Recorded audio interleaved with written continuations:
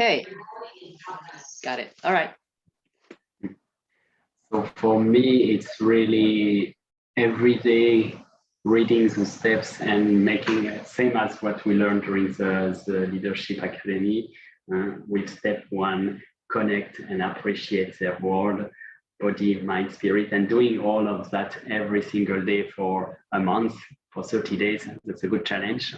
And that will help you afterwards to really understand the different steps. Do you go through the entire 7 steps every morning? I did it for a month, yes. Wow. Okay. Now, how has that really helped you in getting the change in yourself and in other people?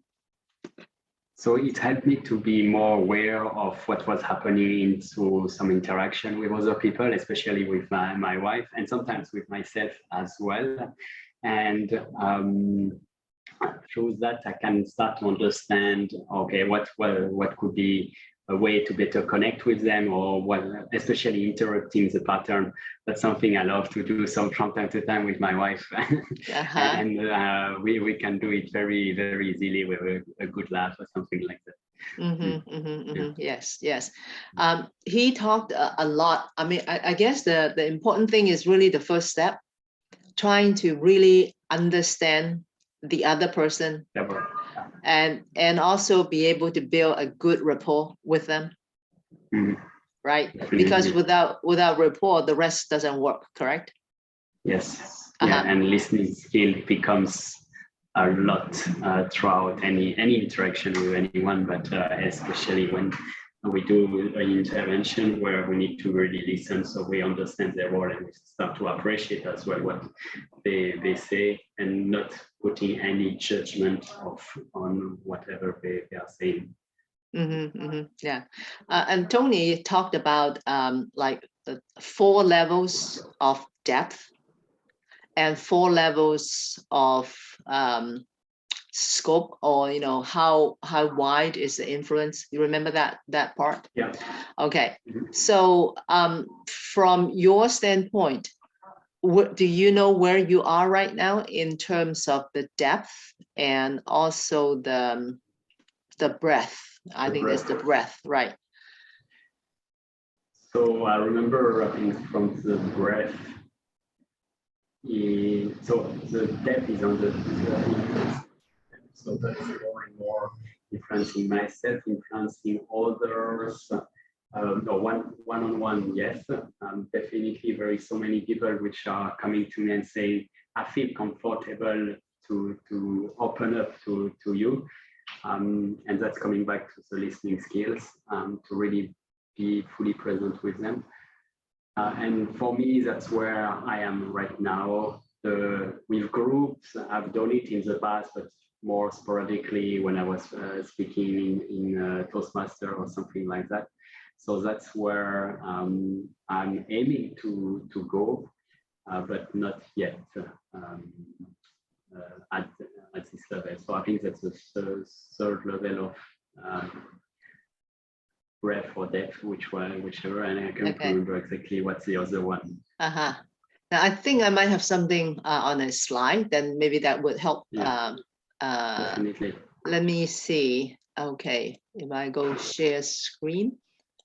All right. Okay. Let me see, slideshow.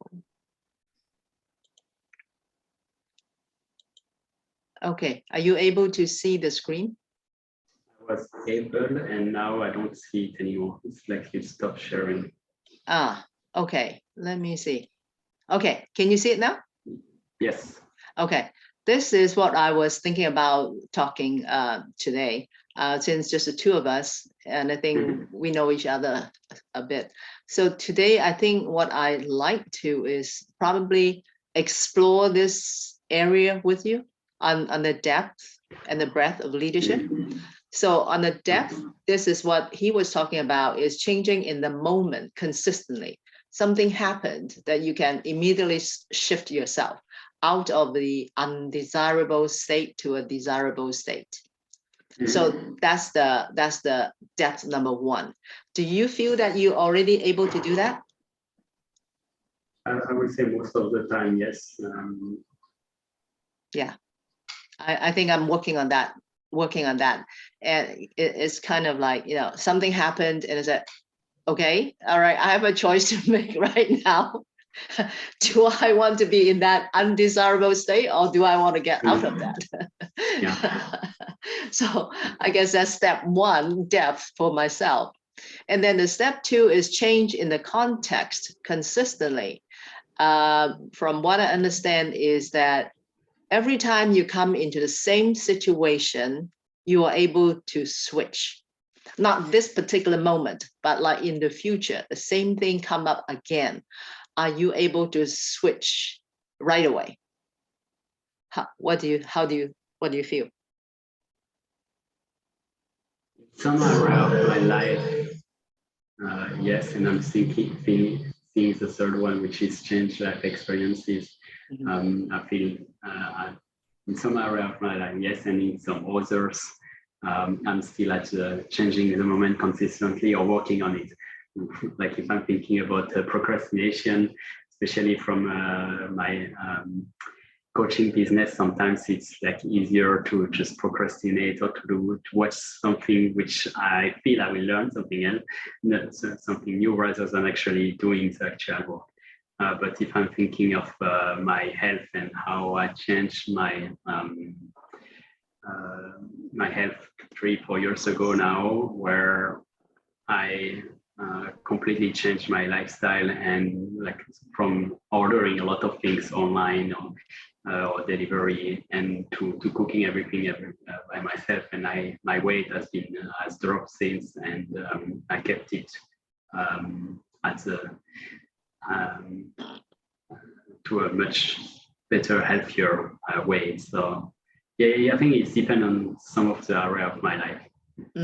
Yes, I think the life experience could cover different areas, right? There is your personal yourself, there is the relationship side, and there's the work side. And then there's also dealing with friendship too.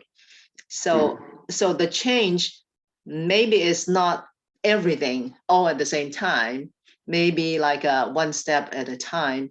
I think the recognizing it is definitely a great place to start. So you think that you already passed step two, which means that if the same situation come up again, are you able to switch right away? So from a health and relationship point of view, I would say yes. From a work point of view, not yet. Okay. Yes, I think the second one, change in the context consistently. For me, it takes a lot of like being aware.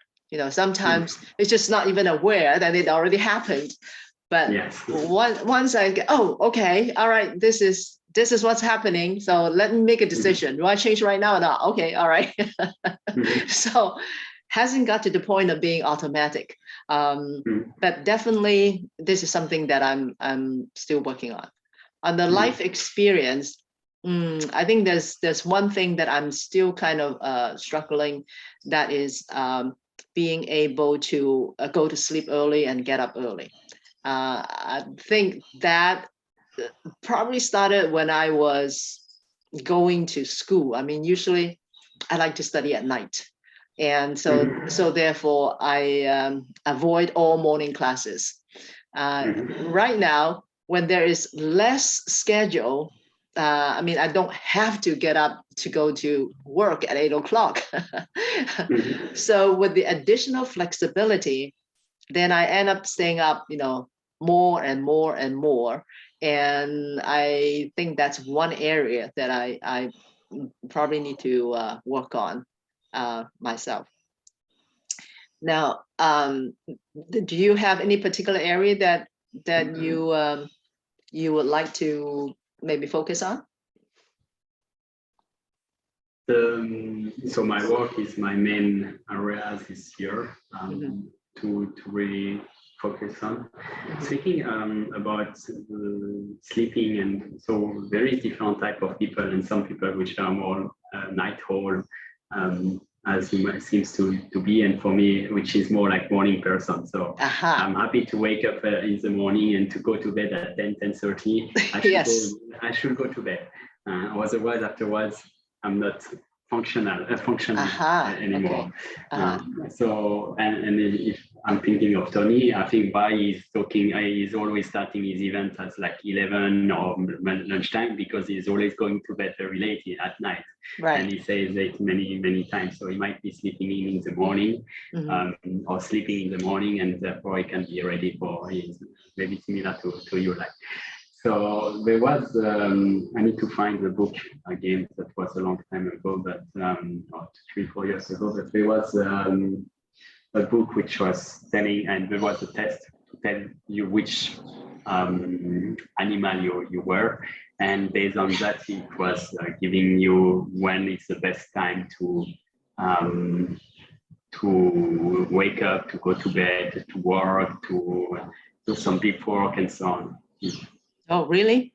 There is a book that you, some kind of analysis that you can do and test and see what schedule works best for your own particular situation, or your own personality or makeup or whatever. Oh, that'd be very interesting. Very interesting to know. Yeah, I will find it again. It's been a while that I haven't touched it. Okay. Okay. But I will find it again. Yeah. Okay. Yeah, I appreciate knowing about that. That is something that I have been working on, but doesn't seem to be very successful on it. I think other areas on health, I'm generally still pretty, I'm pretty conscious of that. Except for the sleeping late. Eating, I think that would be fine. And so, okay, I think the next step is helping one other person to do the same. Do you feel like you were able to do that?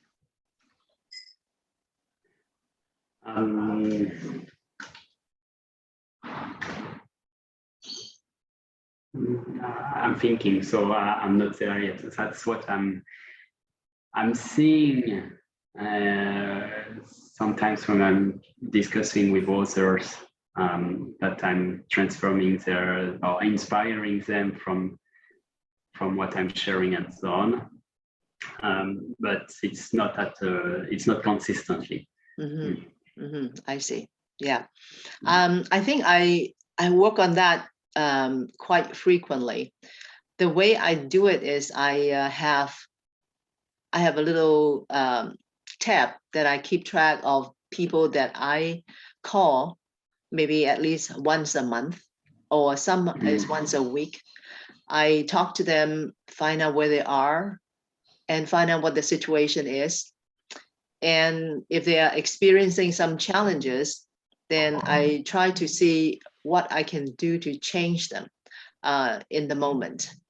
And also help them to see if they can also affect other people too.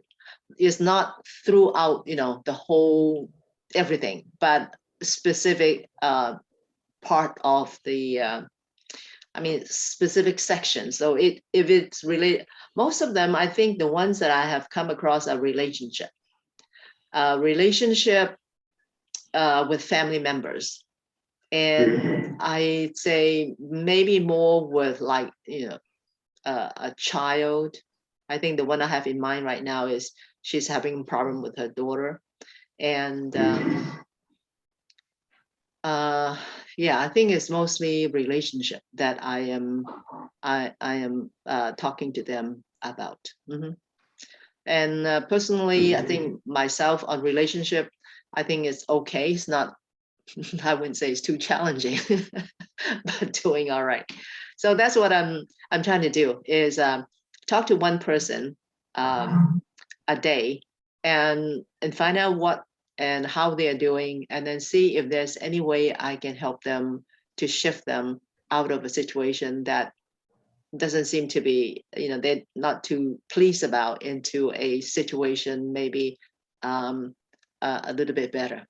And hopefully by talking to them enough times that they would be able to do the part 2, that they can switch whenever that comes up. Mhm. Okay, maybe we'll take a look at what he's talking about on breath then. Oops. Okay. Good. Okay. I'm just thinking because my brother just broke up not long ago, and I'm supposed to have a call with him today, which will probably happen in the next few days. So that will be a great way to see how I can support him and help with his current challenge. Yes, definitely. That is something very, very challenging. And I think if you're able to kind of, talk to him, listen to him, and I find that sometimes I don't talk a lot. It's when I listen to them and ask them questions, then they will start doing reflecting, and then they might find their own solution. So, and I think I remember someplace somewhere that they say that they probably would listen to themselves much more than you telling her or I telling her what to do. So I think that's great. That's a good practice. Okay. That's what Tony was saying, that back in the day he was programming them, and he was telling them, okay, don't do that or this kind of things, and it was lasting for some time, but sometimes for, especially with the smoker, after maybe 7 years, some people were coming back and you haven't programmed me well. I started to smoke again, and that's where he mentioned that when he realized that actually all the answers need to come from within. That was because back in the day, he was telling the person, this is how you should do it. Whereas when it's coming from within, and then you become just a listener and someone which is asking question and asking the right question to lead the person to the right answer for him. And that's the responsibility that we have with leadership and coaching in general, others or supporting others, is to lead them to the right path, which are accessing empowering resources to be able to get out of it if it's happening again, rather than this is especially a relationship to get into the blaming and guilt path. Yes. Relationship is very challenging. And I think that his way of asking question, I think question is actually a way to lead you. So when you ask the right question and they answer your question in a way, you are taking them to a destination that they may or may not be aware of. And when you are not in the situation, you can actually see the path maybe a little bit more clearer, because your mind is not, all confused with all other emotions that come up at the same time. Yes. Okay, that's good. Thank you. Thank you very much for sharing that. Okay, so on the breath, the first one is change one person to your level of depth. And I think that is yourself. So if I can do, the step 1, 2, 3, 4, if I can do that, then I would have done number 1. If I cannot even shift myself at the moment, then I think I'm at 0, 0, which is not a good place. So I suppose you would have no problem with the breath then, right? For yourself, no problem at all. Yeah, just for yourself. Yeah. So then if you can consistently change yourself at the moment when it comes up from an undesirable state to a desirable state, then you would have done at least 1, 1. And the second one is change one more person to your level of depth. That one more person could be your child, your friend, your spouse, whoever that you are interacting with, to he was saying to your level of depth. If you are able to get to step number 1, then that person will go to 1. If you can already in number 2, then that you bring that person to number 2, which is changing it every time at the same when the same situation comes up. So how do you feel about this one in here? If I'm thinking about my wife in particular, I think that's over the last 3 years or 2.5 years that I know her, she developed a lot, and she is much more happy, loving nowadays than when I met her. She was much more worried, and so by being around her and by having the positive impact on her, I think that's slowly but surely like changed her. And now she I love when she's just telling me, oh, I feel so happy today. And for no reason, she's just like, her emotional home is in a much better place nowadays than 2.5 years ago when I met her. And she was already in a nice Wow, place. So, that's amazing. Yes, yes. She is your significant other, and she's a person you see every day. And that's a really amazing to be able to bring her out of her past situation of, worry and fear to now a place of happiness and peace.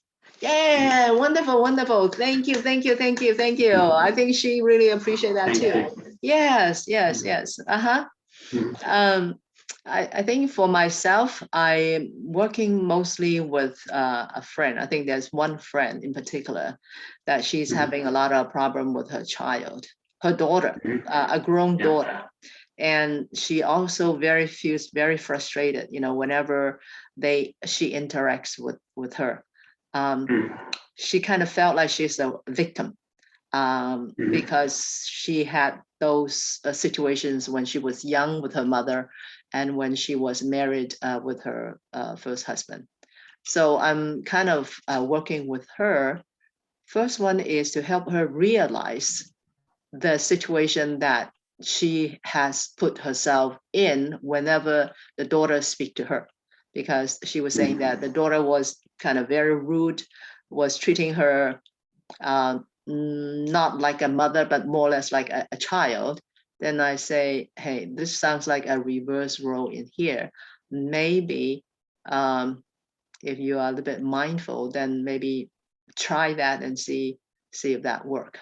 So last time I talked to her, she hasn't talked to her daughter for like a whole week, and she seems so much more calm.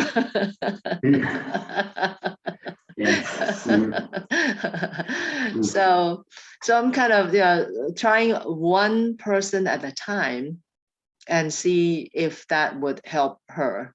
And I think most of the time the conversation is she is telling me. She was doing most of the talking, and I would put in a question or maybe a suggestion sometimes. So we'll see how that works. So I'm working on this one. I'm working on number 2. Okay. You might have another person you want to work with, right? Your brother? Yes, my brother, my dad. Oh, your dad? Okay. I think the biggest achievement will be to help my dad, because he has some very like hard-bound belief, and like we had a call a few days ago, and as soon as I wished him happy New Year, he was like, hey, so okay, I know that now you are installed in Australia, you are never coming back to Switzerland, you put so much distance between us, that's clear, I will never see you, so that will be hard to build this connection with the two of us, and or to maintain that, because you are so far away. So that was interesting conversation, and we have and I was able, so that's one thing that at one point that will be my biggest challenge. Okay. Now, is he technologically open? More and more. More and more. He's now having a smartphone, whereas he had like Perfect. the small Nokia back for a long time. But he's getting more and more confident about like calling each other on WhatsApp or Skype. Okay. Now, do they have Zoom in Switzerland? They do as well, yes. Yeah, right. So, if he's on a smartphone, are you able to do, what do they call that? FaceTime? We are both on Android, so we don't have FaceTime, but like with WhatsApp, we can have a video call. Yes. Or Skype. That's his favorite way to do a video call. So we do have some video call similar to the. Good. I think, Zoom is probably the last choice. Then you have to download another program. Yeah, exactly. Have you compared the three options, Skype versus FaceTime on Android versus Zoom? Does it make any difference? I personally prefer Zoom because there is much more functionalities. Skype, it's the old one. That's the first one which was there. So my dad is still using it, but I actually prefer WhatsApp for the people which which are very close to me, and I have their phone number because I can quickly now call them very quickly. Is it okay to talking to you on WhatsApp on video call? Yeah. Good. Yes, that probably would pull that that distance. I know he can touch you, but he can see you. He can see your smile, and then that kind of it's not like face to face. Really sitting down face to face. But right now you don't want to do it anyway because of the inconvenience of. Even if you fly there, you have to be quarantined for I don't know how many days.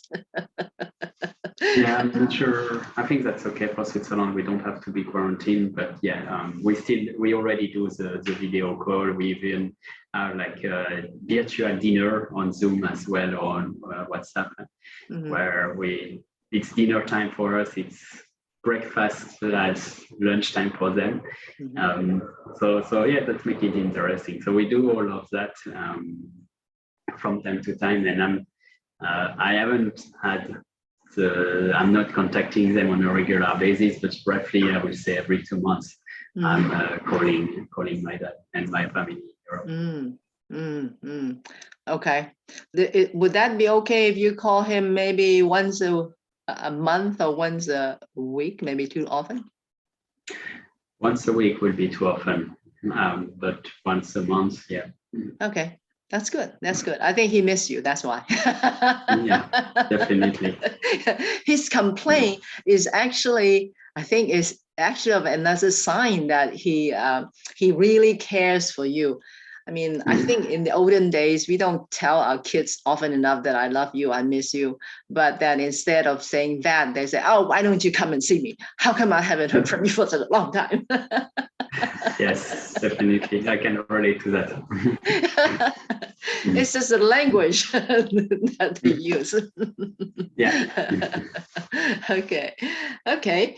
That's great. I think it's wonderful. We can each one work on our own, specific person, and then kind of share on how we are able to change them, which is wonderful. Yeah. Okay. Then the third one is the group of people. A group of people could be the whole family, could be like your coaching group, your coaches, and could be, I don't know, a team of people. Do you recall anyone in this group that you had worked on or will be working on? I mean, my family will be the closest, but not yet working on.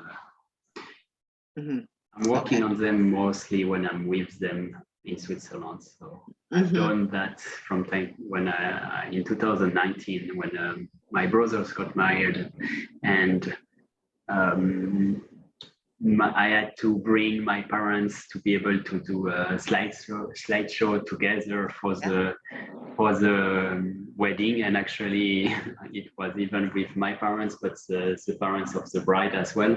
So I supported everyone and be there for everyone to make sure that everything was there, and we can do something out of that.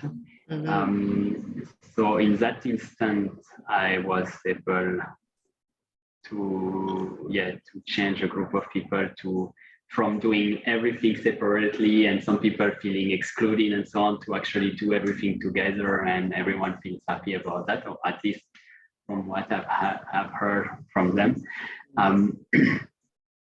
So that's this instance with my family, but except for that. How about your coaching group? Yeah, I don't really have a coaching group. It's more like individual person and one-on-one currently. So I see. that's not yet as a group. Okay. Okay. So you don't do a class together? Not yet. That's what I'm creating right now. Okay. Okay. Good. Maybe can you talk a little bit about the group that you are trying to put together right now? So it's what I call relationship gym. So similar to go to a yoga studio or to a gym where you pay a membership and you can attend 1 class, 3 class, or unlimited class based on your membership. But the same thing where the class is all about relationship. And there is some for single people, some for inner relationship, some for masculine energy or feminine energy. Some for self-love, which is coming back to the first level, and that's the intention of creating that, and that will be in group where I'm teaching something every week. There is a class, and they can learn something new about relationship. Now, I didn't catch the last one, the last group that you just talked about. Self-love. So loving yourself. Oh, I see. Self-love. Okay. Wow. Yeah. That is really important. And that's what people are lacking.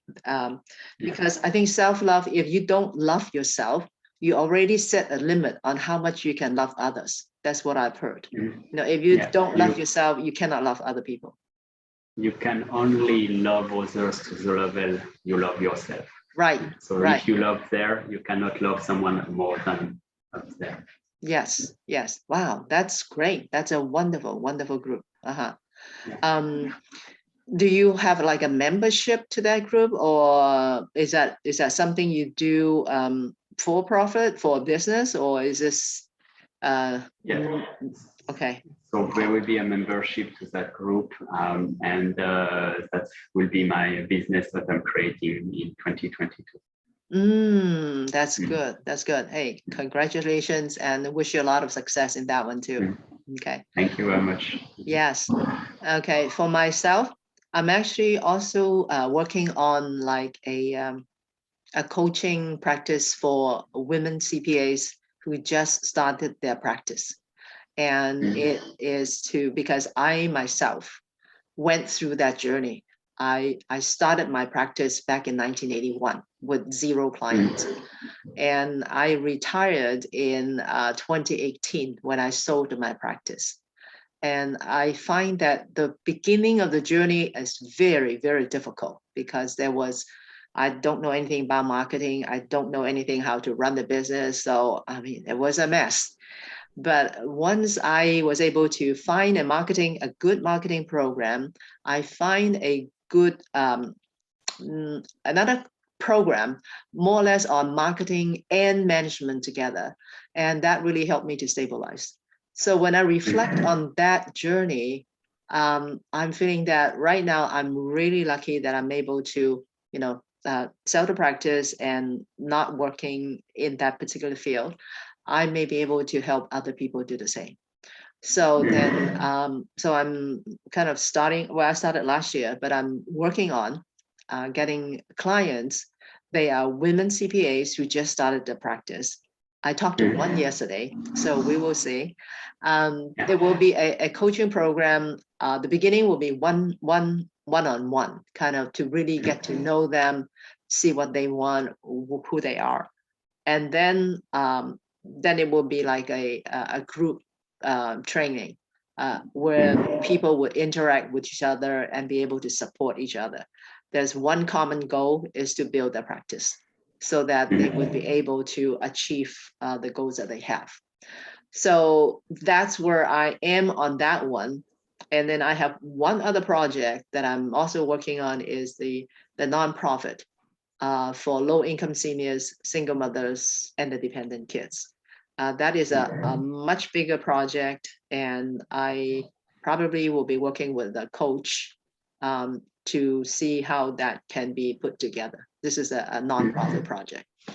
So that's where I'm working on. It's called work in progress. That's awesome.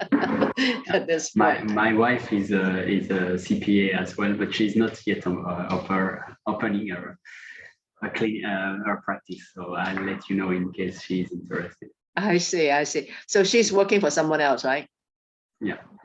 Yes, that's what I did. You know, I got my license, but I wasn't ready to practice. So I worked for a corporation and not for a CPA firm. So when I jumped from a corporation to back to a CPA firm, then it's a very, very different environment. So I don't know anything about marketing, don't know about, you know, managing the practice.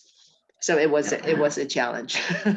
But I'm glad that I did that. So I'm happy. And then I would be thrilled to help other people do the same thing. Because, you know, if they are good CPA, their clients, they will have lots of clients. Their clients would benefit from them. And the clients are all mostly businesses. So whoever the businesses service, the whole community would benefit from that too. So that's why I'm, you know, very thrilled about doing that. Yeah, So awesome. yeah, let me turn this off. Yeah. Okay. Okay, then we can go to number 4, to change the entire community to your level of depth. What are your thoughts on that one?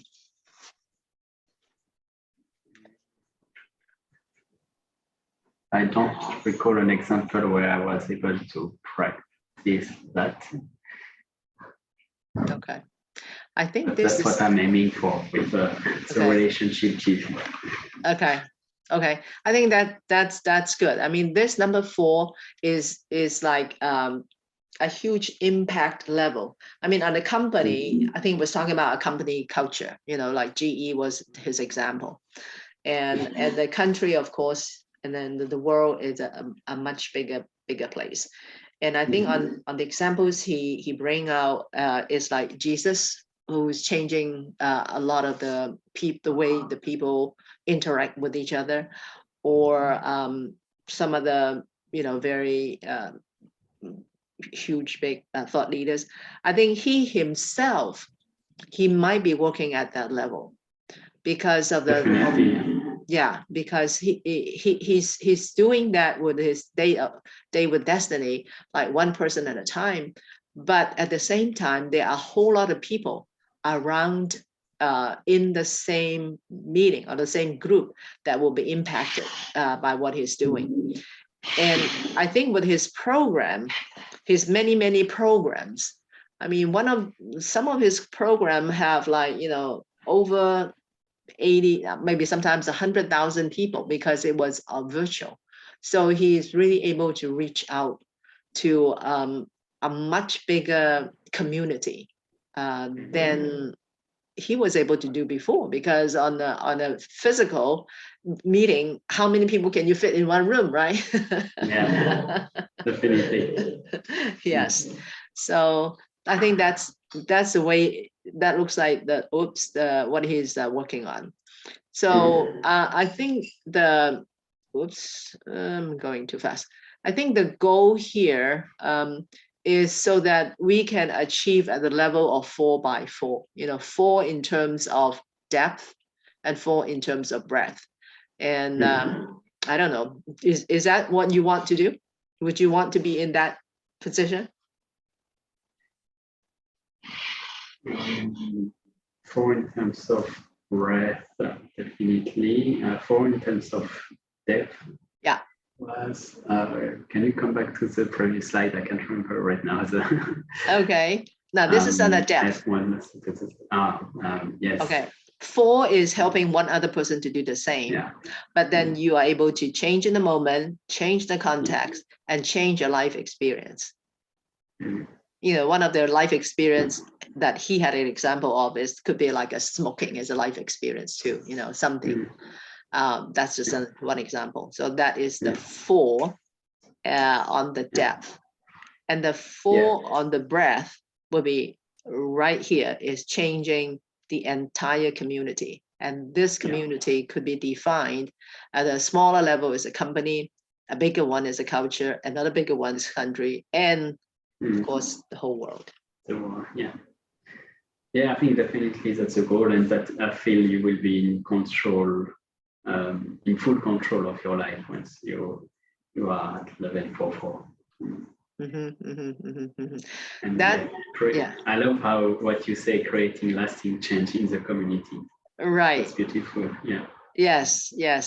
I think the program itself is creating lasting change. It's just, you know, in what kind of breadth? Just yourself, one other person, or a small group, or a whole bigger community. And I think his goal is that, I mean, for himself, he liked to be at a 4x4. And I think for him, he probably want to see us being able to do the same kind of follow whatever is doing. Not everyone, I mean, all these, number 4 has a wide range. So everyone is not going to be, I don't know if everyone's going to do it to impact the world, but in our own way, there may be things that we can do a little bit at a time. Yes. Okay. Let's see. I think you sent me something in the chat. The Power of When. Yes, that's the book I was calling about, mentioning about. And if you open the picture, so I think there is a website as well from memory, and there is 4 types: so lion, bear, dolphin, and wolf. And based on each type, I've created back in the day a nice diagram to represent when we love to do the different. I see. Okay. Let's see now how I know there is a place that I can record this one and have it print out. Maybe what I do is I will copy all this. Okay. Very good. Anything you want to talk about?